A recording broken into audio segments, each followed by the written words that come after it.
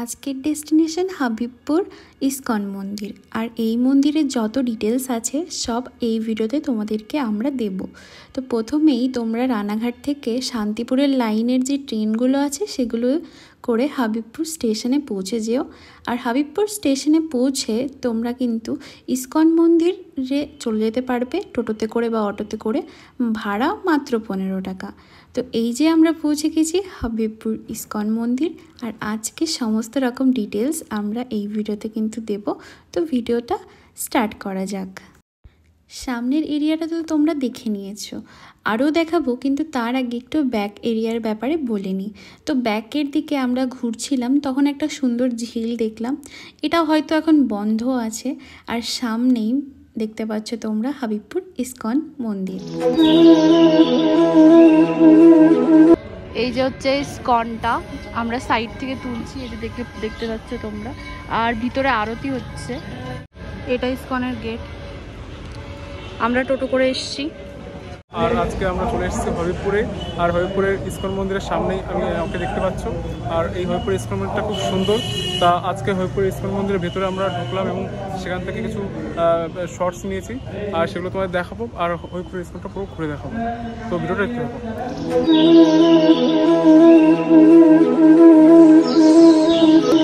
তোমরা কিন্তু দেখতেই পাচ্ছ যে সামনের এরিয়াটা যে কত সুন্দর করা হয়েছে। এখানে কিন্তু অত ভিড় নেই, কিন্তু খুবই সুন্দর লাগলো আমাদের এসে।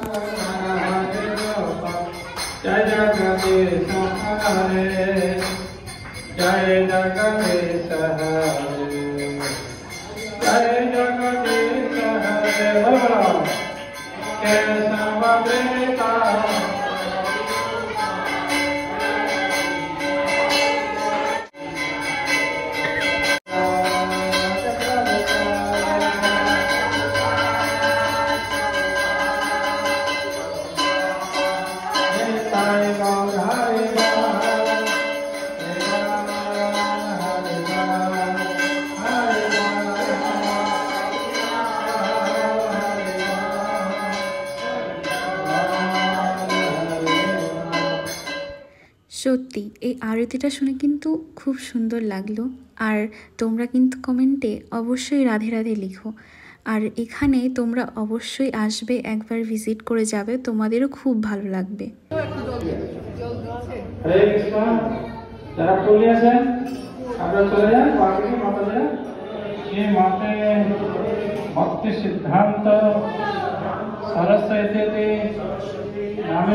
আচ্ছা, মন্দিরের ভিতরেই কিন্তু এখানে ছোট দোকানগুলোও আছে, যেখানে কিন্তু তোমাদের যা দরকার, ঠাকুরের মূর্তি হোক, তুলসীর মালা হোক, সব পেয়ে যাবে। প্রভুপাদজির যেই ছোট্ট সুন্দর মূর্তি করা আছে, হনুমানজিও আছে সেখানে।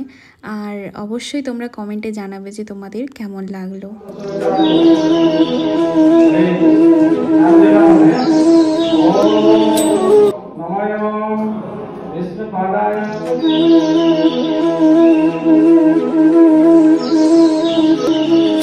এখানে প্রসাদ গ্রহণ করতে চাইলে তোমরা যেই প্রসাদ আছে সেটা 70 টাকায়, আর রাজভোগ মহাপ্রসাদ 170 টাকায় পেয়ে যাবে।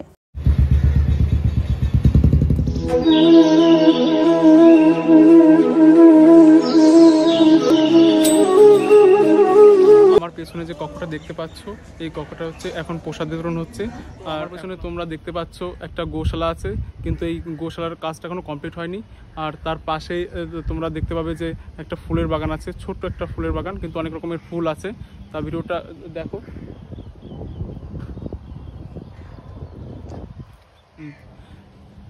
আর এই ইস্কনের যে আমরা প্রসাদ কক্ষে দেখলাম, ওইখানে হচ্ছে মহাপ্রসাদের জন্য আপনাদের একটা কুপন কাটতে হবে, সেটা হচ্ছে 70 টাকা প্রাইস। তা ওই 70 টাকা প্রাইসের যে কুপনটা কাটলে পরে আপনার ওই মহাপ্রসাদটা খেতে পারবেন।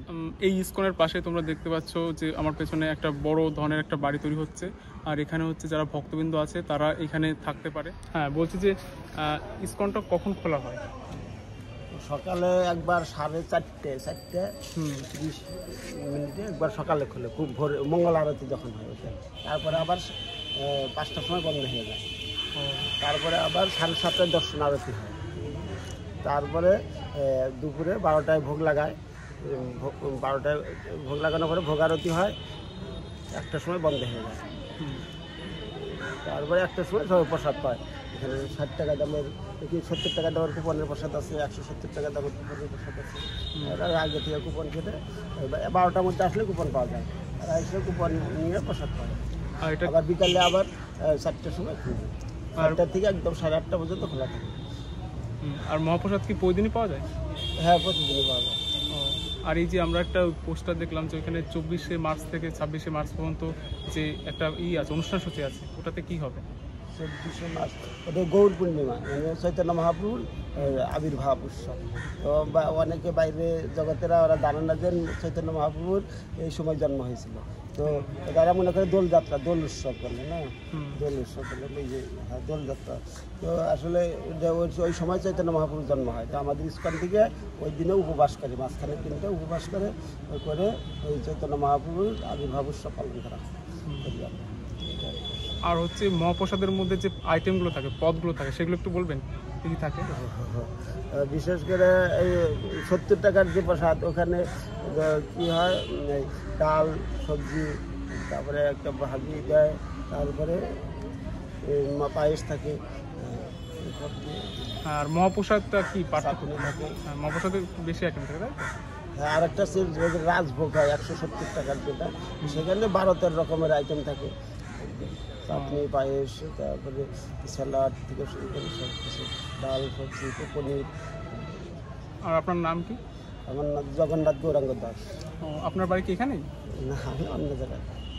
আপনি কত বছর ধরে এই ইসে আছেন? 20 বছর হয়ে গেল।